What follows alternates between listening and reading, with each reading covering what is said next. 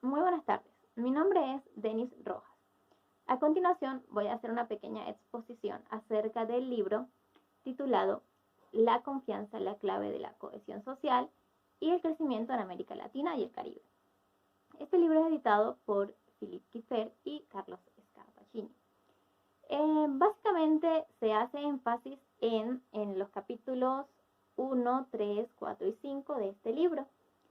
Y en líneas generales podemos decir que se trata básicamente de la confianza y cómo ésta trae consecuencias positivas y la desconfianza, por lo tanto, trae consecuencias negativas en las sociedades donde se presenta este factor. También hace algunas sugerencias, muestra evidencias acerca de algunos países de América Latina que presentan desconfianza. Y bueno, vamos a comenzar, por ejemplo, con la definición de confianza. Según Philip Kiefer y Carlos Scarpacini, 2022, la confianza es la creencia de que los demás no actuarán de manera oportunista, no harán promesas que no puedan cumplir, no cumplirán promesas que sí pueden cumplir, ni violarán las normas para aprovecharse de otras personas que sí las respetan. Las personas dignas de confianza hacen promesas que pueden cumplir, cumplen esas promesas y no transgreden las normas sociales. Entonces, de acuerdo a esta definición, podemos afirmar que la confianza es un factor muy importante con respecto al desarrollo de las comunidades, de las sociedades, ya que si no existe confianza en los demás individuos, por ejemplo, mucho menos va a existir confianza, por ejemplo, en el gobierno o en el Estado.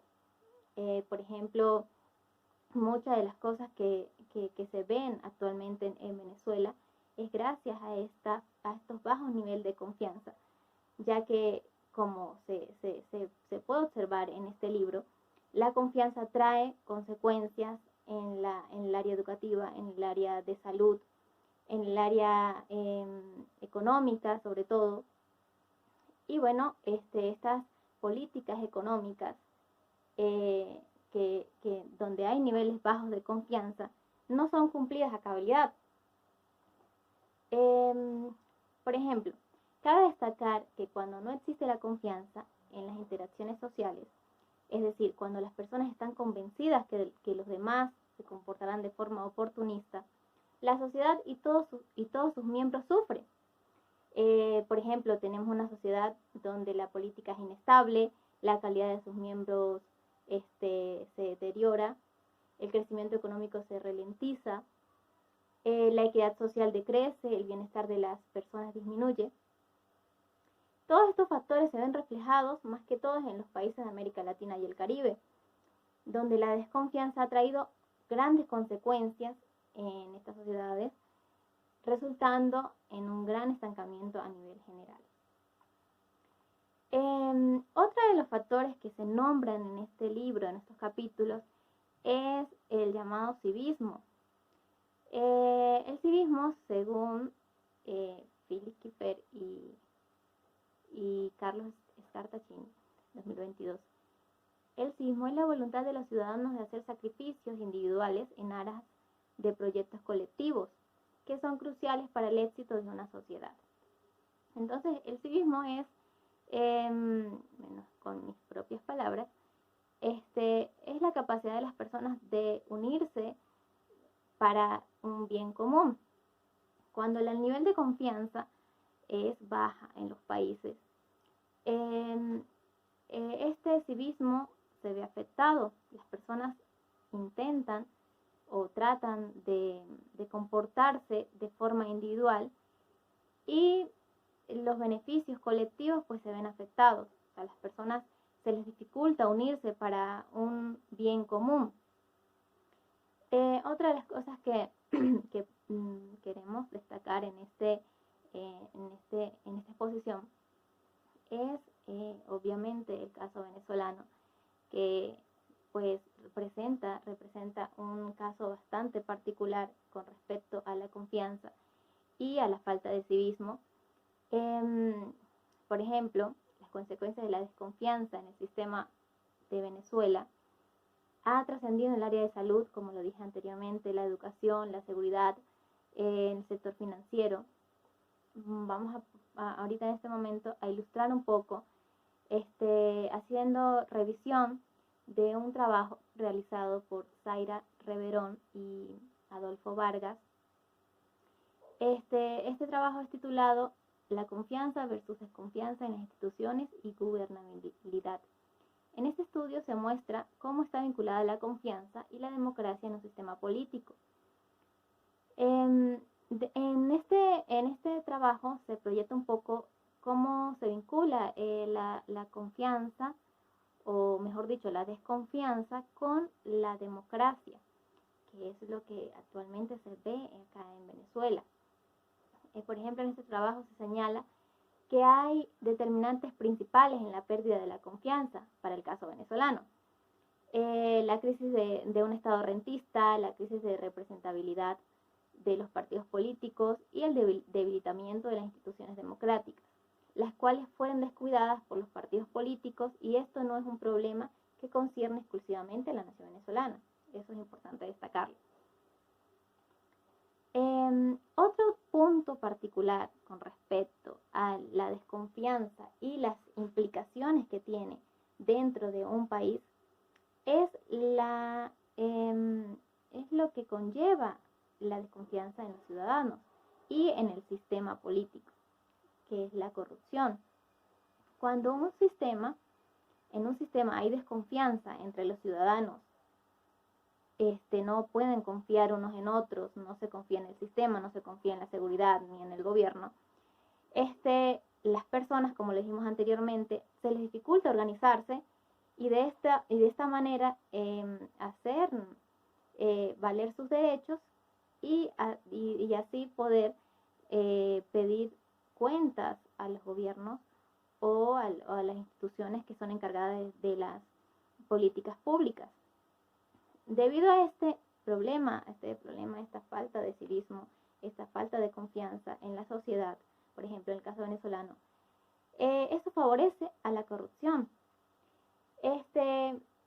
Hay organizaciones, por ejemplo, como Transparencia Venezuela, que han hecho estudios acerca de los niveles de corrupción actualmente en Venezuela. Por ejemplo, Transparencia Internacional publica desde 1995 el Índice de Persecución de la Corrupción, IPC, de la percepción de la corrupción, IPC, que otorga una puntuación y clasifica a los países o territorios según las percepciones sobre el grado de corrupción que existe en un sector público.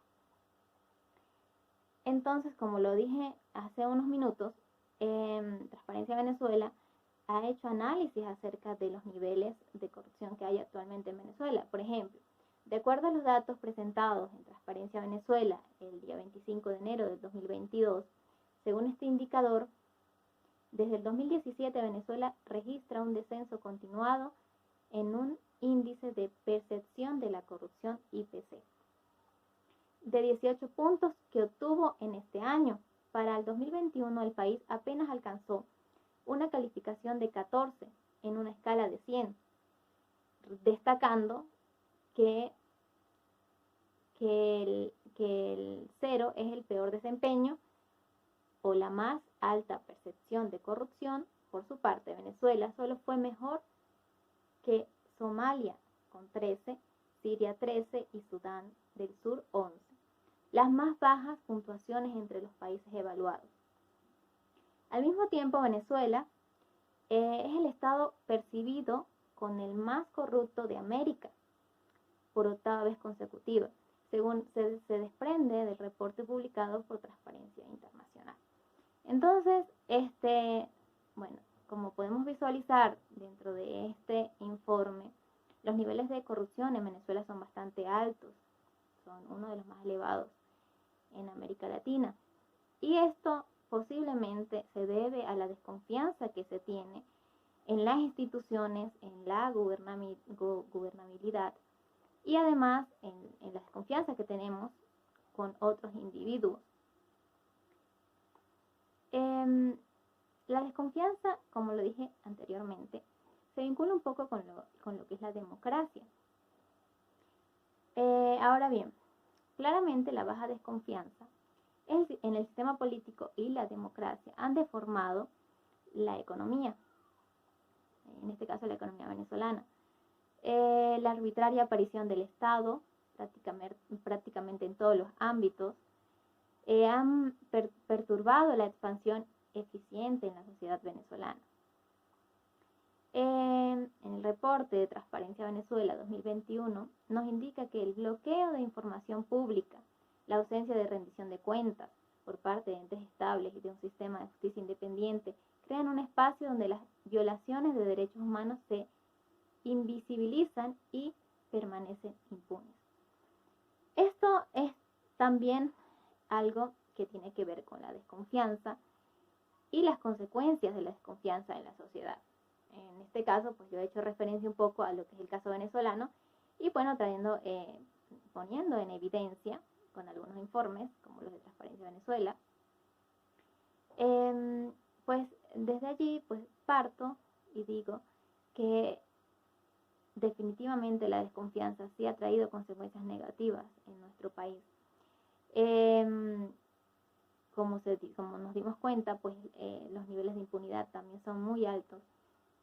La falta de información, por lo que habíamos dicho anteriormente, porque la desconfianza pues hace que las personas pues no se organicen y de esta forma no pidan esa rendición de cuentas a las autoridades que son los hacedores de las políticas públicas.